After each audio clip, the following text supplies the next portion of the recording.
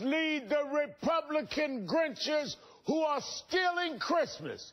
In just over 2 weeks, 1.3 million long-term unemployed Americans stand to lose their benefits unless Congress acts. Time is running out. Families will take a brutal hit over the holidays. But today, House Speaker John Boehner didn't seem too worried about it. Under what circumstances, if any, will you accept an extension of unemployment benefits that run out at the end of the month, right around Christmas? Listen, we've worked all year to get our economy going again and to help produce better jobs and more wages. He's worked all year, so he's taking a 2-week vacation instead of fighting for unemployed Americans. That's his answer. That's his answer to 128,000 people in his home state of Ohio who will lose benefits just 3 days after Christmas. Sorry, Speaker Boehner, but those reindeer won't fly. Today, Senate Majority Leader Harry Reid vowed to keep fighting to extend jobless benefits. In the House, 166 Democrats sent a letter to Speaker Boehner demanding he take action before the holiday break. And the president used his latest weekly radio address to pressure Republicans to do the right thing. This fight won't be easy. Just look at what's happening with the new budget deal. The far right is against it because it doesn't cut enough. The deal removes $63 billion of spending cuts and pays for programs like Head Start and Meals on Wheels. Groups like Heritage and Freedom Works are denouncing the deal. Over 30 House Republicans oppose it. Some Republican senators say it's a non-starter. One even calls it selling out. I'm sure it's the best Paul could get, but it's not anything I can support. He has led to make a compromise that sells out what actually needs to be done. It's selling out to fund programs that help children and seniors. This far-right ideology is what we're up against. It's the great battle of our time. The fight against deepening income inequality. The fight for fairness, for opportunity. And today, exactly 2 weeks before Christmas, that fight is about helping millions of unemployed Americans. Joining me now is Congressman Lloyd Doggett, Democrat from Texas, and the Huffington Post, Ryan Grimm. Thank you both for being here. Thanks for having me, Rev. Rev, always good to be with you. Congressman, you joined fellow Democrats in sending a letter to Speaker Boehner demanding he extend unemployment benefits. What will it take for Republicans to do the right thing here? It will take a new Congress, I think. You know, it's Christmas time, and like the rest of the year, these Republicans only believe in stuffing the silk stockings. So they defended the corporate tax breaks that just shift more jobs overseas, but they wouldn't reach out to help 1 million plus families who lose extended unemployment benefits the week of Christmas. Now, you know, Ryan, when you look at the fact that Senator Rand Paul, Republican Senator Rand Paul, said extending long-term jobless benefits does a disservice to the unemployed. Listen to this. I do support unemployment benefits for the 26 weeks that they're paid for.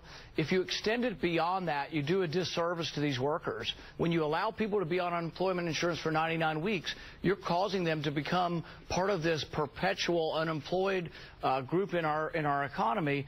But Ryan, in Senator Paul's own home state of Kentucky, about 53,000 people will lose benefits if Congress fails to act. Right. I mean, what he's trying to do is couch a pretty brutal policy in compassionate terms. You know, it's the entire kind of ideology of the hammock that if you spoil people, they won't go out and get work. But what's really happening is, you know, this is an effort to keep wages down, pure and simple. Because if you have a lot of people unemployed, then people who do have jobs are less able to fight for raises, and they're less able to push their, they're less able to make demands on their bosses.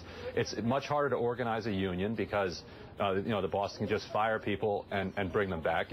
For a century ago, I think it was called the Reserve Army. These millions of people who are unemployed, and so if people can choose between different jobs and they can hold out a little bit longer, then they can demand higher wages while they're looking for a job. But if they're so desperate, that they can't make their month's rent, then, $8 an hour starts to sound okay. And that's how you drive these wages down, and that's where you get this inequality. But Congressman Doggett, with 53,000 people in his home state about to lose their coverage, I mean, will people like Rand Paul start to hear from their constituents? Will there be political pressure coming from the constituency base while we're looking at this devastating thing for many families? Well, one would certainly hope so. The long-term unemployed often face discrimination because they're older, because they've been unemployed for a long period of time.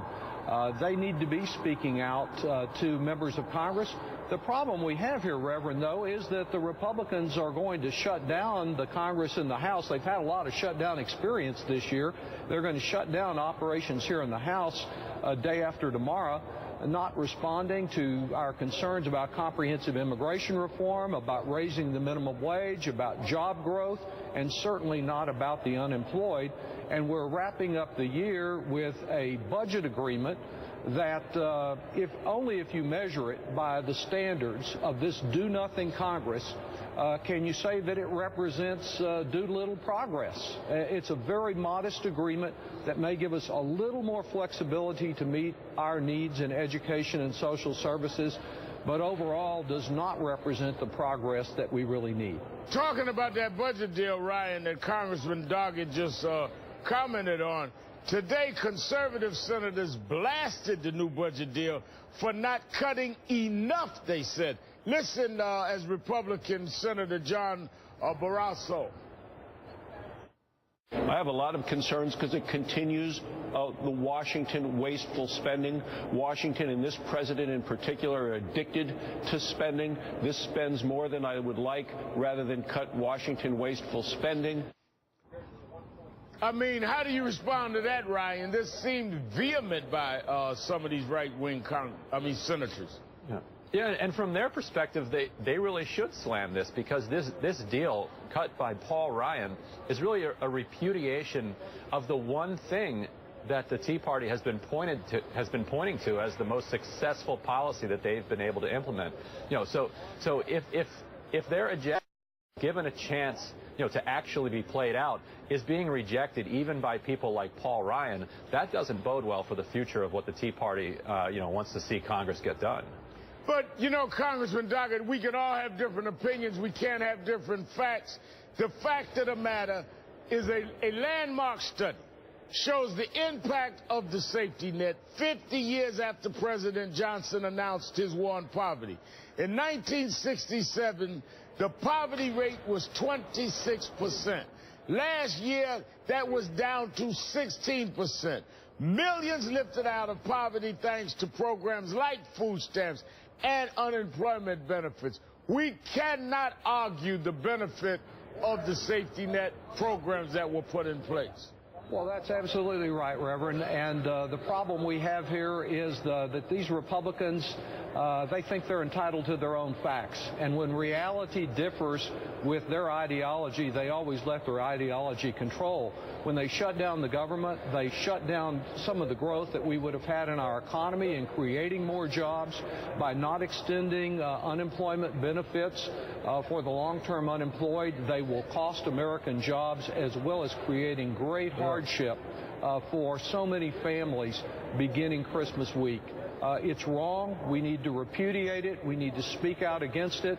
The other concern that I have about the budget agreement is that it does not reach the question of the full faith and credit of the United States that will come up on February the 7th. Right. Republicans had us lurching from crisis to crisis all year long, from last New Year's Day right up through the budget shutdown. We still have some uncertainties out there for the future that will have to be addressed. Well, we will be staying on this, and we will be covering and watching this every step of the way. Texas Congressman Doggett and Ryan Grimm, thank you both for your time tonight.